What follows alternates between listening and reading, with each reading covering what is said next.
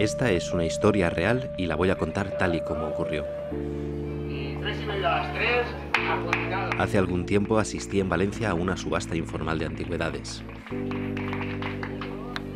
Aquella noche salió a la venta un bolso. 1 euro a la una, fijaros cómo mola así por detrás. Hice la primera puja por él para animar un poco el ambiente, pero nadie más lo quiso. Así que me lo tuve que quedar por la oferta inicial.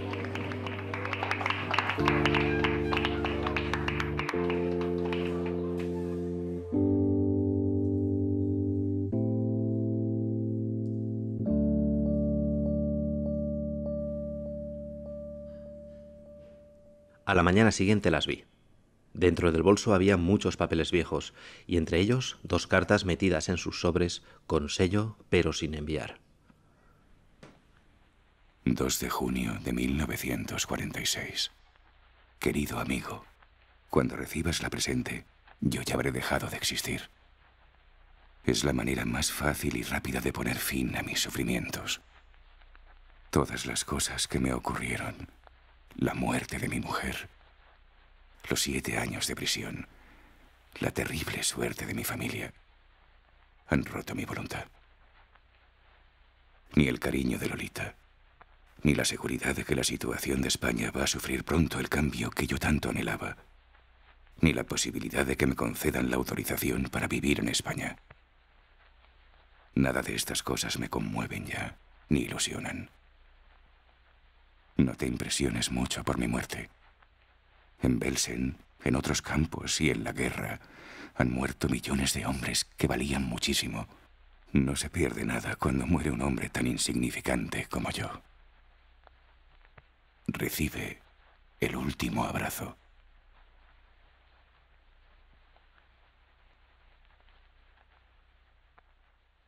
No podía creer lo que estaba leyendo. ¿Quién escribió las 2 cartas? ¿Qué le llevó a querer quitarse la vida? ¿A qué se refiere con la autorización para vivir en España? ¿Quién es Lolita? Y sobre todo, ¿por qué estaban las 2 cartas juntas y sin enviar? Las cartas no tienen remitente y del autor solo sé su nombre, Mariano. Con este documental quiero descubrir la historia que hay detrás de estas 2 cartas y reconstruir cómo llegaron hasta mí. Con un poco de suerte, tal vez pueda llevarlas hasta su destino y concluir el viaje que iniciaron hace casi 70 años.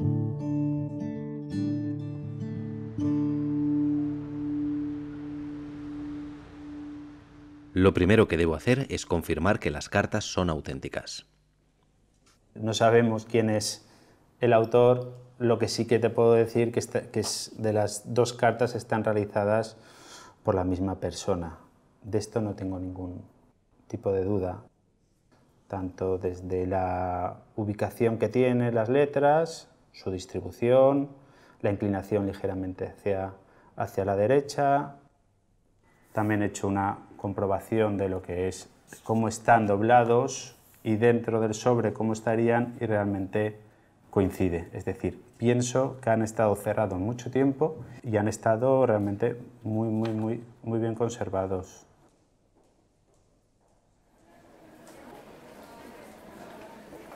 Ha pasado bastante tiempo desde la noche de la subasta, pero tal vez Alfredo me puede decir dónde consiguió el bolso y los papeles de su interior.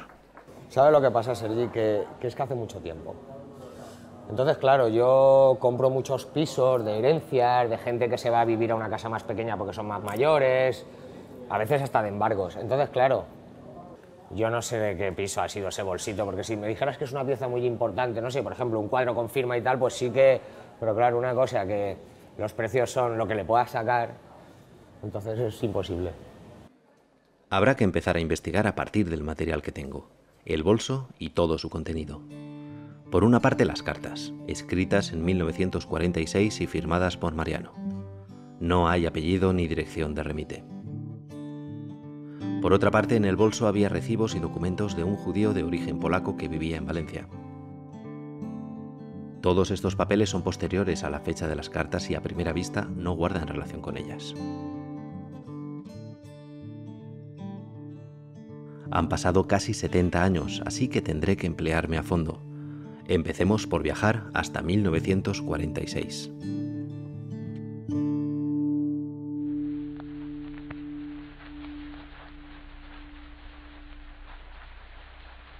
El año 46 es un año en que España vivía una época gris, por no decir negra. Era una dictadura desde el punto de vista político, con un régimen, con un jefe de Estado que tiene todo el poder, Franco, con un partido único, con una represión feroz. Pero la mayor parte de la población, clases trabajadoras, parte de las clases medias también, vivía en una situación de simplemente búsqueda de la supervivencia. Más aquellos que no eran afectos, como se denominaba, al régimen. Bueno, también es un momento en el cual se eleva la tasa de suicidios en España. Confío en un próximo cambio político en España y en muchas cosas buenas. Pero no tengo fe en mí mismo. No tengo ilusiones de ninguna especie, ni deseo de nada. Soy perfectamente inútil, sin energías, sin iniciativas, sin fe en mí mismo ni en mi porvenir. Mi sufrimiento ha alcanzado tal extremo que no puedo continuar viviendo. Bueno, a mí lo que me ha llamado la atención de las cartas es la descripción que él hace de su estado, porque es la descripción que haría un excombatiente que hubiera estado actualmente en cualquiera de las últimas guerras del siglo XXI o del siglo XX, que hubiera estado expuesto a situaciones de horror y que se encontrara bajo el efecto del estrés postraumático.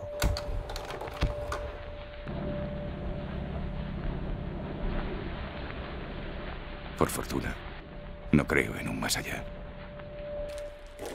Y muero convencido de que con mi muerte física se acaba todo.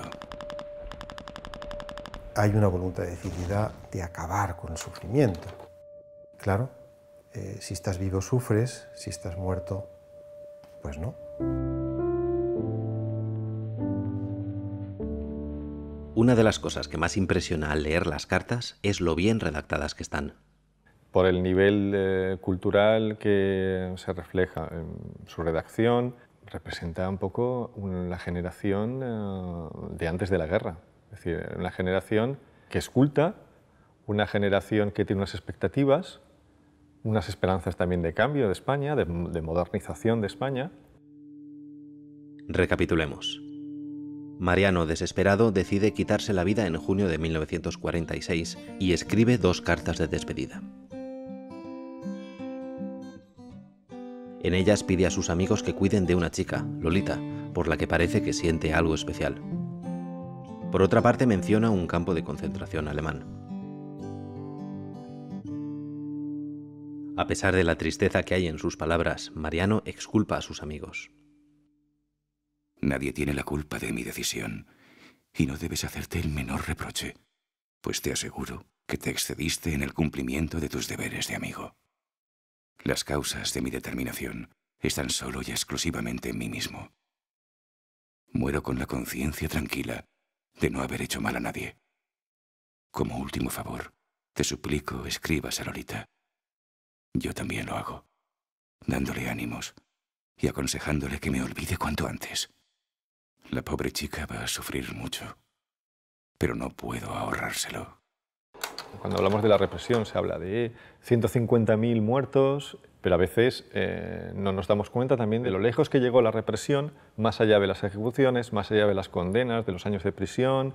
Llegó hasta el punto de hacer insoportable la vida a muchas personas, aunque en ese momento no estuvieran condenadas o no estuvieran en la prisión. Se puede ver en el texto que hay una determinación para mí auténtica de suicidio.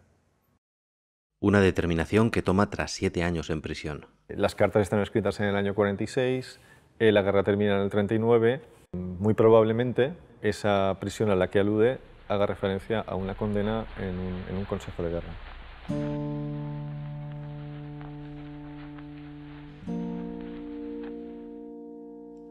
Ha llegado la hora de buscar a los destinatarios. Enrique García Carrilero fue un pintor bastante conocido. Nació en Valencia y vivió en Madrid y Soria, donde actualmente una calle lleva su nombre. Murió en 1980. A él va dirigida la carta más corta. Luis Faure Alda fue hijo de un impresor de principios de siglo. Nació y vivió en Madrid y se dedicó al negocio familiar de las artes gráficas. Luis es el destinatario de la carta más larga, en la que Mariano además le agradece sus encargos.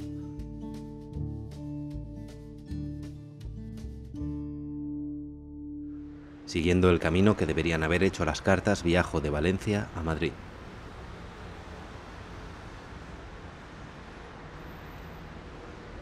Manuel Domínguez es un librero especializado en la época en la que Gráficas Faure estaba en funcionamiento. Gráficas Faure es una editorial que yo por lo menos he tenido fichas de antes de la guerra y en la posguerra, en la inmediata posguerra. Sé que tuvieron alguna participación en alguna publicación relativamente moderna para la época, de diseño relacionado con la arquitectura y muy poquito más. Manuel ha repasado el catálogo de las publicaciones de Gráficas Faure y me enseña la revista Viviendas, de 1934. Da la casualidad de que la revista de arquitectura está dirigida por un polaco que se llama Mariano Rabic. Mariano Rabic, además de ser el director de la revista, la confecciona y los impresores son Faure, Gráficas Faure. Este podría ser el personaje que estáis buscando dentro del mundo de la tipografía de finales de los años 20. Por ahora solo es una posibilidad, pero ¿y si fuera él? Para confirmarlo, he quedado con una de las personas que más sabe sobre el diseño gráfico de la época en la que trabajó Mariano Rabic.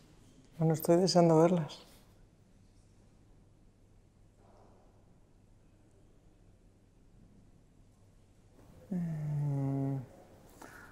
Bueno, estoy impresionada. Veo que habla de Lolita y anuncia que va a dejar de vivir, y entonces por lo tanto se refiere a un acontecimiento de su vida que sí que... Y la persona que lo firma es Mariano Rabic, pues sí, me parece que sí. Sí, sí, Luis Faure era un amigo suyo, sí. Marian León Rabic Majerovic, conocido sencillamente como Mariano Rabic. No solo lo encontré, sino que además resulta que es uno de los diseñadores gráficos más interesantes y desconocidos de la primera mitad del siglo XX en España. Era un excelente técnico y llegó en el momento perfecto con los conocimientos adecuados, ¿no? Entonces lo que introduce él es un tipo de diseño muy efectista para las editoriales para las que trabaja, que son editoriales dedicadas a la clase media, mayoritarias, en un momento en el que surgen esas editoriales. La obra de Rabic es increíblemente moderna para su época. Durante los años 20 estudió arte en Viena, Cracovia y Leipzig, donde se especializó en artes gráficas. Allí conoció al estudiante español cuya propuesta le cambiaría la vida. El estudiante se apellida Faure. Mariano Rabic llega a España en 1930 y encuentra un país que apenas ha avanzado en el campo del diseño. Junto a su compatriota Mauricio Amster, Mariano Rabic renueva el mundo del diseño gráfico editorial, incorporando a las cubiertas de los libros los conocimientos y técnicas que adquirió en Leipzig. La tipografía constructivista. Un grafismo funcional, legible y sencillo. El fotomontaje. Y una verdadera innovación para la época en España, el diseño que relaciona la portada con el contenido. Durante los años 30 trabaja para varias editoriales diseñando centenares de publicaciones. En 1932, Gráficas Faure imprime Viviendas, una publicación mensual elaborada íntegramente por Rabic.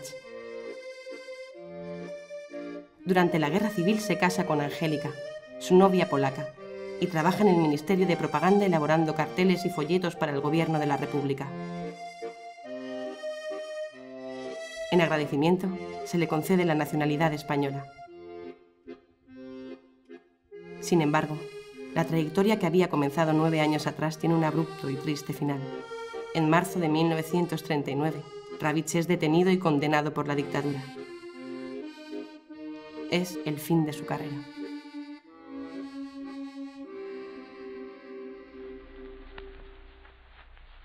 Por haber trabajado para el Ministerio de Propaganda de la República, Rabic es condenado a cadena perpetua y trasladado a la cárcel de San Miguel de los Reyes en Valencia. Cuando su mujer se entera de la sentencia, desesperada, se suicida. Entre 1941 y 1945, la mayor parte de la familia polaca de Mariano, de origen judío, muere en los campos de exterminio nazis. Durante su condena, Mariano conoce a Lolita, que es hermana de 2 anarquistas también presos. Como Mariano no tiene quien le visite, Lolita empieza a hacerlo y poco a poco se enamoran. En la cárcel también entabla amistad con otro preso político, artista como él. Su nombre, Enrique García Carrilero. Por fin, en marzo de 1946, y gracias en parte a las gestiones de un judío polaco residente en Valencia, Mariano sale de prisión. Eso sí, con una orden de expulsión inmediata del país y la retirada de la nacionalidad española. Al salir, sus amigos no están, no tienen nada que hacer, el mundo profesional, por supuesto, ha cambiado absolutamente. Tenemos que pensarlo durísimo, él está sin familia, sin trabajo, sin dinero, en un mundo que ha cambiado radicalmente, se ha pasado de ser la gran emoción de la República, del cambio, de vivir una vida nueva, a el gris más absoluto, ¿no? Pasar de una vida en colores, literalmente, si pensamos en la pintura, a una vida en blanco y negro, o peor aún, en marrón empastado, pues es durísimo, él no sabe qué hacer. 2 de junio de 1946. Mariano Ravich, desesperado, decide poner fin a su vida. Pues no muere. Entonces no hay suicidio. No hay suicidio, hay intento de suicidio.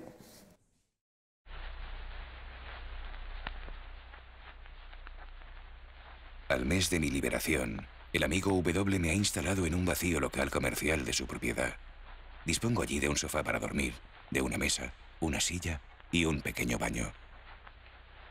Una tarde compro en la farmacia un tubo de luminal. Vuelvo a mi local.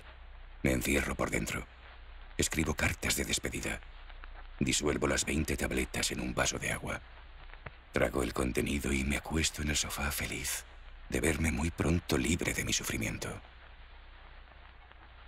3 días después, me despierto en la cama de un hospital con un insoportable dolor de cabeza. Mi novia Lolita está a mi lado.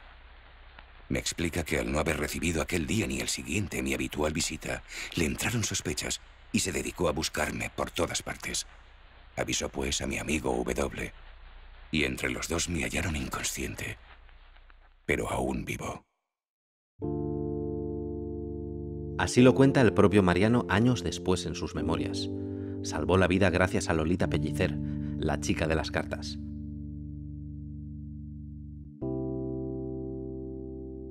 Mariano intentó quedarse en España, pero fue imposible. Tampoco pudo volver a su ciudad natal, Lwów, devastada tras la guerra y anexionada a la Unión Soviética. Así que se convirtió en una apátrida. Apenas le quedaba familia ni conocidos en Europa, pero afortunadamente su amigo Mauricio Amster, con el que había trabajado antes de la guerra, le ofreció la posibilidad de construirse un futuro al otro lado del mundo. Igual que él, viajo a Chile sin apenas saber qué me espera.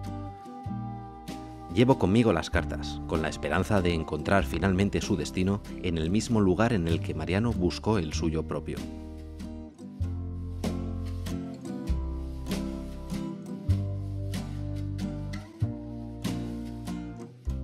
Mariano y Lolita llegaron a Santiago de Chile en 1947 e iniciaron una nueva vida lejos del dolor que habían sufrido en España. La pista de Ravich me lleva hasta la universidad, donde Mariano trabajó como profesor. Bueno, este es el pabellón fundacional de la Escuela de Diseño de la Universidad Católica. Y han llegado justo una semana antes que esto sea demolido y quedaría borrado el último vestigio geográfico de la presencia de Mariano Ravich aquí. Mariano apareció en mi conocimiento cuando estábamos formando una nueva escuela de diseño. Yo estaba en ese momento como subdirector o como encargado de armar el equipo y teníamos el nombre de Mauricio Amster. Mauricio Amster fue muy conocido, era muy conocido en Chile en ese momento y acudimos a él y él no podía por razones de compromisos ya adquiridos y nos recomendó a don Mariano Ravich. Este es el lugar exacto. Mira, si lo podemos ver, es el lugar exacto. Aquí estaba la mesa del director. Ahí estaba sentado Mariano Ravich. Don Mariano, estamos de acuerdo entonces en que usted partiría el día 15 de marzo con las clases, y aceptó de inmediato. Y tomó la cátedra de tipografía. Y los exalumnos de ese entonces, hasta varios años después, lo siguen recordando como un ídolo. Realmente fue un ídolo en materia de sabiduría gráfica y tipográfica específicamente.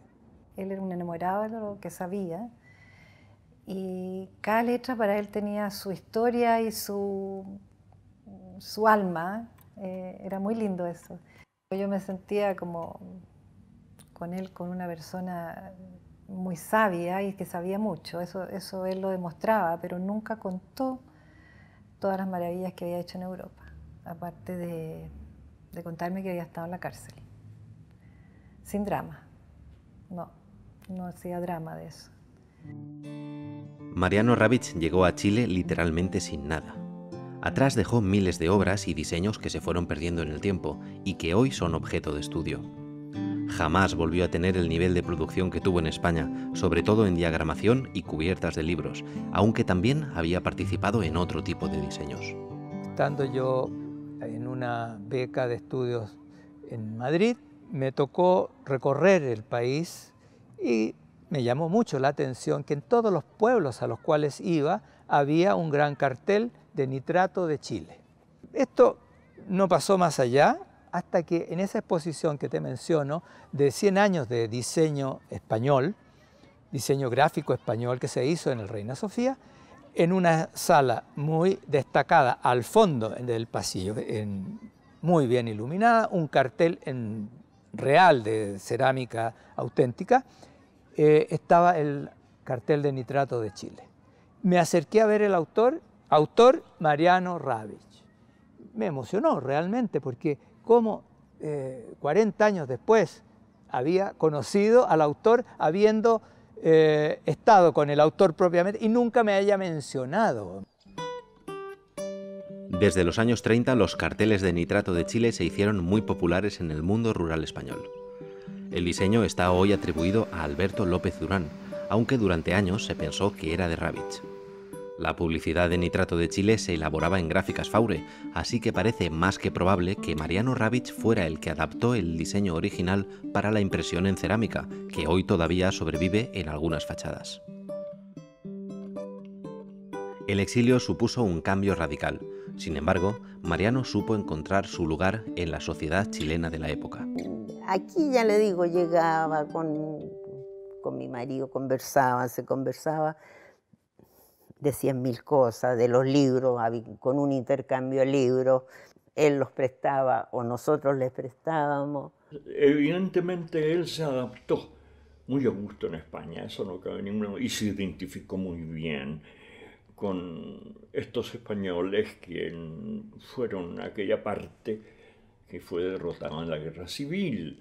Y cuando él apareció que en Chile, apareció acogido entre españoles y casi como si quien lo dijese, un español más. Mi marido a veces decía, yo no sé cómo Mariano quiere tanto Valencia cuando Valencia la vivió en la cárcel.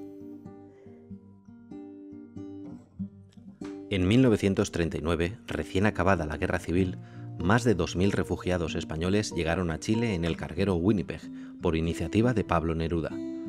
Entre ellos estaba Mauricio Amster, amigo y compatriota de Ravich. La generación del Winnipeg actuó de red social para los españoles que buscaban asilo, como Mariano Ravich y Lolita Pellicer. Tiempo después de su llegada, Mariano y Lolita tuvieron una hija, a la que llamaron Virginia. Hoy he quedado con ella. Para recordar a su padre me lleva hasta el antiguo piso de la familia.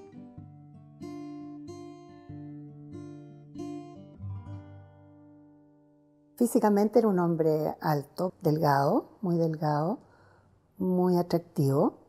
Tenía una sonrisa muy agradable. Aquí estaba su escritorio. Yo te diría que debe haber ocupado al menos este espacio, bueno, era estar siempre con la cabeza inclinada hacia el escritorio, con las manos dibujando, con el cigarrillo encendido en la boca y con la ceniza que se le iba cayendo. Hasta allí había una biblioteca. Le encantaba leer. Yo creo que se leía un libro al día como menos, por lo muy menos. Ahí estaba un pequeño sillón. Tenemos una fotografía en que está el papá, mi madre, mi hermana y yo. Siempre tenía recuerdos que le provocaban muchos sentimientos y hacía que los demás conociéramos de España a través de él de esa manera. Porque en España vivió cosas fantásticas y cosas horrendas, como tú sabes. Con la guerra civil espantosa que hubo en España, con la llegada de los nazis en Alemania, con la destrucción del ser humano que le tocó ver aquí en la cara.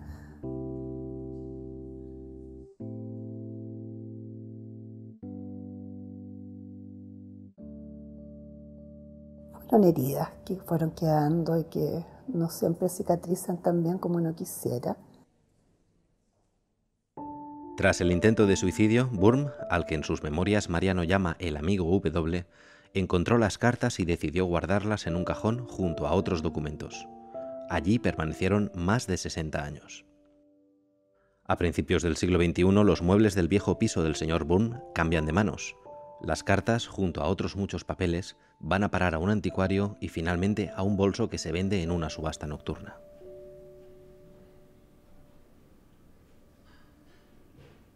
Es hora de que las cartas vuelvan a casa.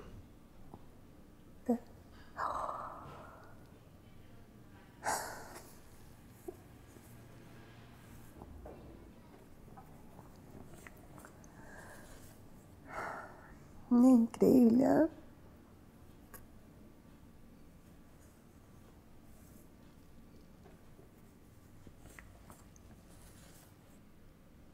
Menos mal que mi mamá lo encontró. Tú sabes que ella fue quien lo encontró, quien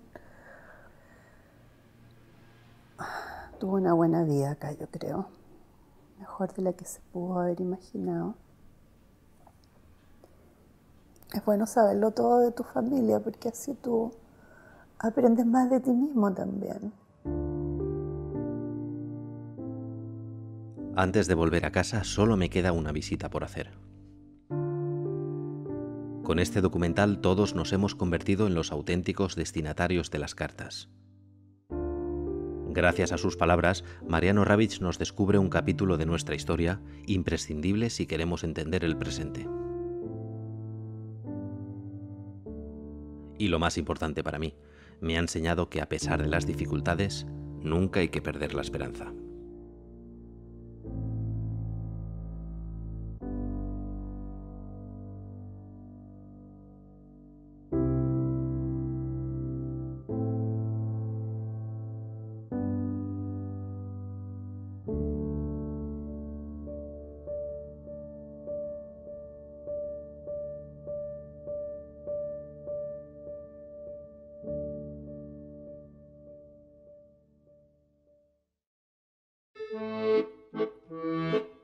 El último abrazo, aquel que no das, aquel que despide todo lo que ya no serás. No existen guerras que se puedan ganar. Hay malas suertes que no se pueden cambiar. ¿Qué será de todos los recuerdos? ¿Dónde irán? ¿Qué sucederá con lo que ya no sentirás?